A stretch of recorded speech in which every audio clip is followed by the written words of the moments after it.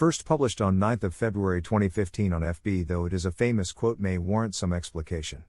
In general, good features of a person are presumed to be a sign of his or her being witty. It may be true in some cases but is not a rule of thumb. The probable reason for that is that such a person was lucky enough to have lived a comfortable and affluent life. This might have contributed in sharpening his/her mental faculties. A poor person, on the contrary, would normally be scathed by the bad times.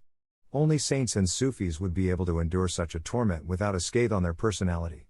An ordinary person often is affected so immensely that his whole personality would be disfigured, reflecting itself in his every movement, let alone his thinking. It would continue reflecting in his coming generations through mutilation of his genetic makeup. A redress would require several generations to pass enjoying comfort and affluence. Affluence is not the only but major factor. Freedom of thoughts and movements would rank second in restoration. It, however, does not mean that an ugly person cannot be witty. Such a person would normally develop some supplementary traits, exuding wit and garnering respectability, hence becoming likable. Some cosmetic changes in his/her overall demeanor might be helpful in amending the state of affairs.